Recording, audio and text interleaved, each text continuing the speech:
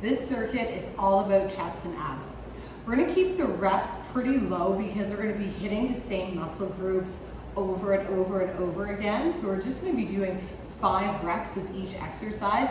So on the other side of that, the flip side of that means I'm gonna go a little bit heavier with my weights. So I've got a pair of 25-pound dumbbells here. Usually somewhere between 15 to 30 pounds is gonna be the right amount for how this circuit's gonna go. So we're gonna start off lying on our backs and setting up to do a floor press. But I'm gonna bring the legs up as straight as I can. From here, I'm gonna do 5 floor presses, keeping those arms angled about a 45-degree angle. Okay, there's 5. Now I'm gonna keep the arms up there and lower the legs for 5. 4, keeping the back flat to the ground. Inhale down, exhale as we pull up. 2 more times. 1 more. Good, now keep the legs here. We're gonna go alternating single arm floor press. Notice how you really have to lock in the core here to make sure that you don't move too much side to side. Good, we've got 2 more on each side.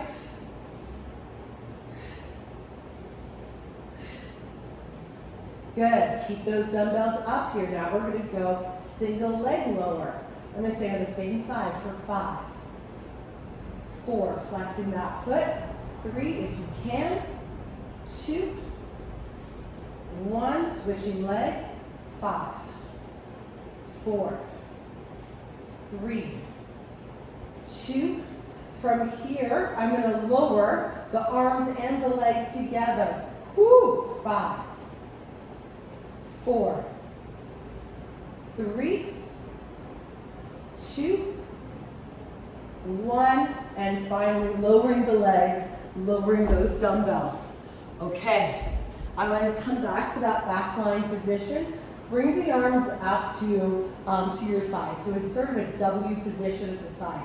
I want to get my arms as low to the ground as I can, as much of my arms as flush to the ground as I can, and maintain a neutral spine.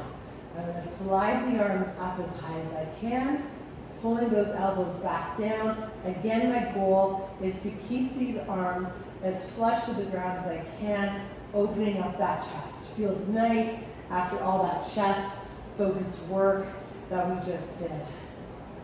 Good. And I'm going to keep the arms here now. Pick up the toes if you need to, and come up into a glute bridge. Actually, I do want you to pick up the toes. I want to really dig into the heels. We're going to add in a kick out now. So I'm not really picking up my leg. I'm just extending it. So notice the quads stay in line with each other. As I do that kick out, I'm not picking up my leg and then kicking out, straight right out. Let's keep going here. We're going to do a few extra reps. Here we're at 5 per side. Let's do another. 10, 9, 8, 7, 6, 5, 4, 3, 2, 1, and rest the hips down. I could change that glute bridge up a little bit just for some variety. Lift the legs up, again, or lift the hips up, and then march the legs. And I'm going to focus while I'm here. I'm really maintaining a pelvic tuck here, pelvic tilt, keeping the abs engaged, keeping that back flat, keeping that tailbone tucked into the body as I march. So either that march or that kick out to change things up a little bit. So let's talk about what we did.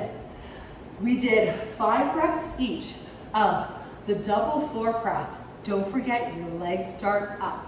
So we did 5 reps of the floor press. Then we kept those arms up there. We did 5 leg lowers. The weight anchors you to the ground to help you get lower into that leg lower. From there, we kept the legs up and we did alternating single arm floor press. Then we went single leg lower. I did 5 on one side, 5 on the other. There's no reason why you couldn't alternate there if you'd like. From there, we lowered the arms and the legs at the same time. Then we dropped the feet, we dropped the dumbbells, and we went into our floor slide. And from there, we had the option to either do a glute bridge kick out, keeping that back nice and flat, keeping that pelvic tucked, or a glute bridge with a march. Okay, so 3 sets of that circuit, and your chest and abs should be feeling nice and spicy.